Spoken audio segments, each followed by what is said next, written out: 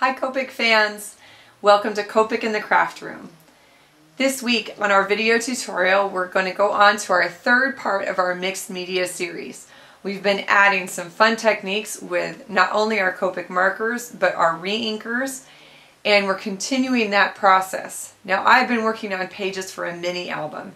You may not have started, or this might be the first video you're watching. You can either go back and watch the first two videos so you can catch up and play along to create your own mini album, or you can just watch this video. These techniques will transfer over onto some of your own projects just as standalone techniques.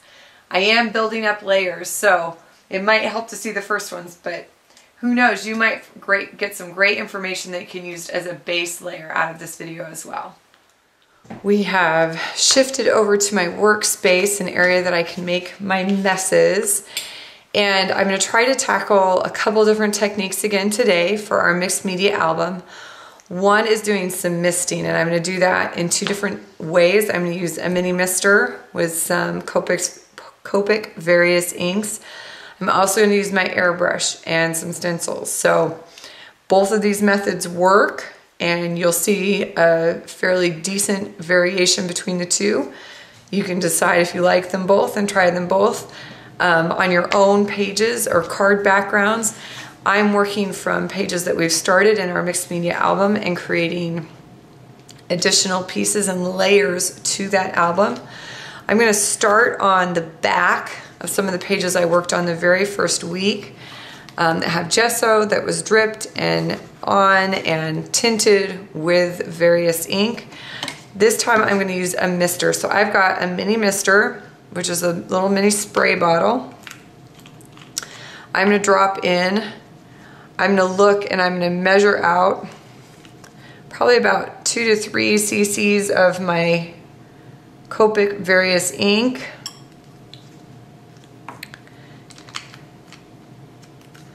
So I've got some ink in the bottom there. Then I'm going to use my Copic the colorless blender to fill that up most of the way. This is not an exact science by any means. I am just thinning it down. So it is still my V17 that I'm starting with, but it's going to be a lot lighter than that.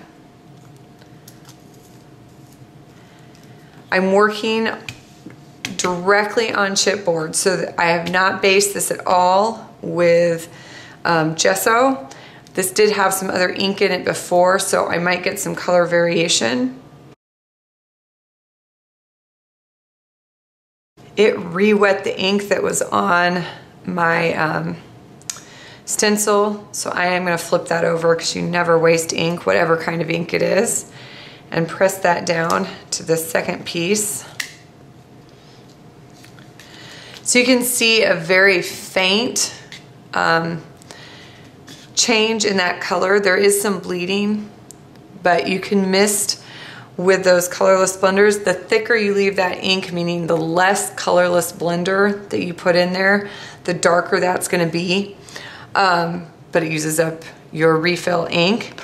If I do this on top, and I do want to show you, so I'm going to do it in a small area. If you do it on top of gesso, it will look even a little different. You can see what that does, where that misting happened. Now with the gesso, you can see how hopefully that it is bleeding out a little bit. It's pulling that ink a little bit more. It doesn't stay situated quite as much, but that will give you a sense of what that can do. I'm going to do a little bit more, I think, with my mister since I've got it going. And I'm already making messes, so I might as well continue.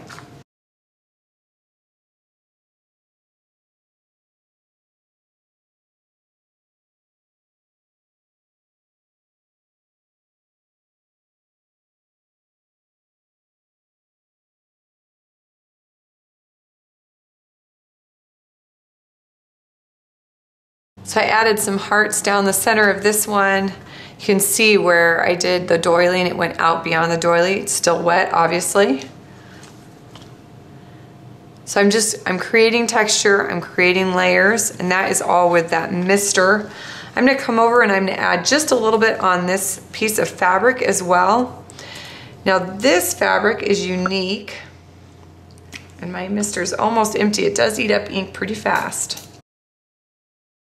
This fabric is unique because it is one made to do like picnic table tablecloths, and the side I'm working on is actually the side that would go down.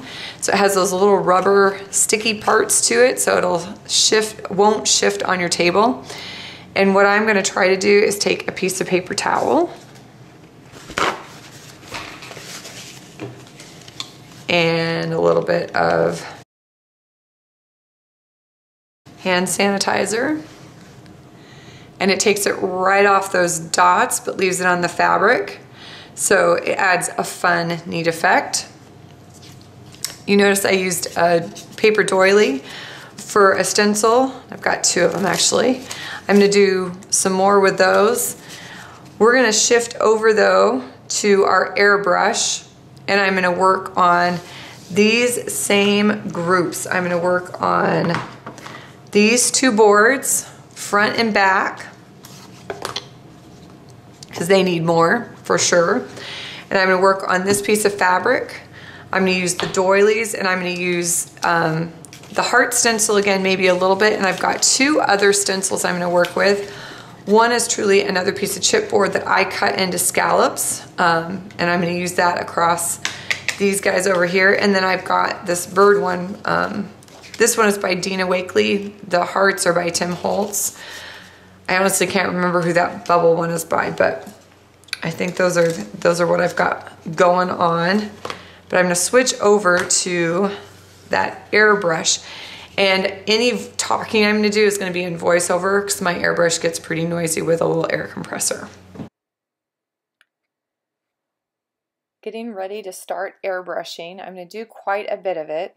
I've laid my cloud stencil across both sheets of chipboard so that when the pages sit, there'll actually be a little bit of connection between the 2 pages. I'm just airbrushing along that top edge so it has a clean bottom edge, and then the spray kind of mists upward, and just stepping that stencil down as I go.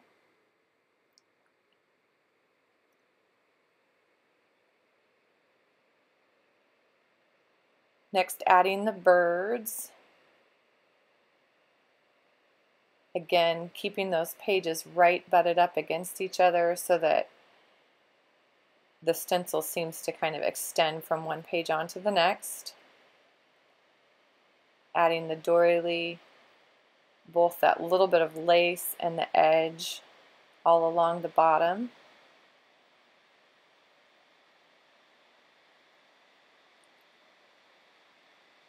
Adding more hearts to the other side, and again this is on top of that gesso.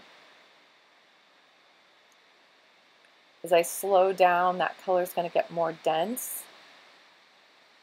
and darker. Then adding these bubbles onto my second page.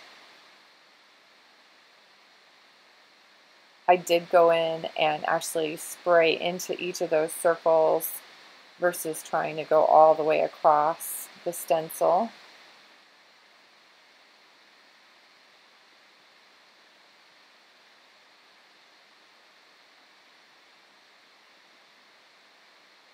Now I'm adjusting my marker just so I get a good spray going, and then I'm working again with the cloud stencil, this time on top of the fabric piece again.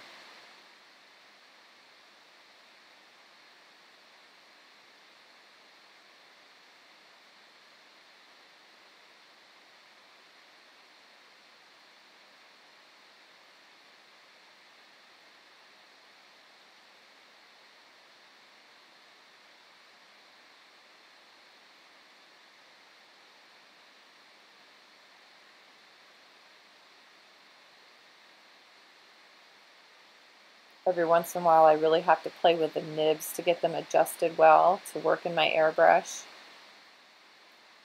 But I've got one more going well, and I hit the edges of that fabric. And a few more hearts.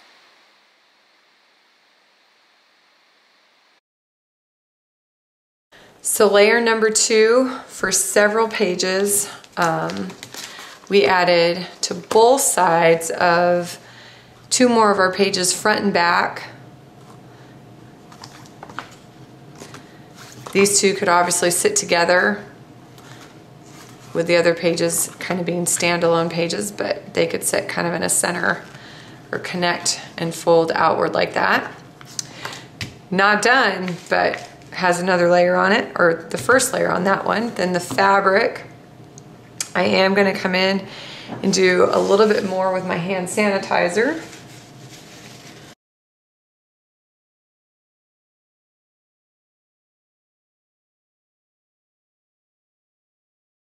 Because I think it's kind of cool to accentuate those dots. But obviously this is just a piece of fabric, extremely inexpensive at the fabric store, and you can literally, most fabrics you can buy in as little as 3 to 6 inches. So you could buy a 6-inch strip and have several little 6-inch squares for that. But fun for a background on a card or in your other craft projects. This is gonna go together with another piece of fabric to create one of the pages in my book. And I think we have to stop there because this is gonna take so much time, even with editing and speeding up. So this week we touched on misting and airbrushing. Now, if you're a person who doesn't like to get messy, this is not a week for you, or you're gonna wanna find some rubber gloves. This week in particular, because of holding down my stencils and my masks, it's messy. So, but I wanted to show you, especially if you don't have an airbrush, so you can do a lot of these same techniques just with a mini mister, your Copic various inks, and your colorless blender solution. So you can do the same thing. And remember that because Copic ink is non-toxic, it is okay to mist these out in the air. It's why the airbrush is okay with Copic ink. So even the mini mister, we're allowed to mix it up with our colorless blender, and we're allowed to send it out in the air because it is non-toxic. Not all alcohol inks are, so just be cautious and aware of that. I hope you will come back again. We will do more fabric techniques with some dyeing and again some mono printing with all sorts of fabric, ribbon, and that'll be our next step. All right? Come back and join me again in Copic in the craft room.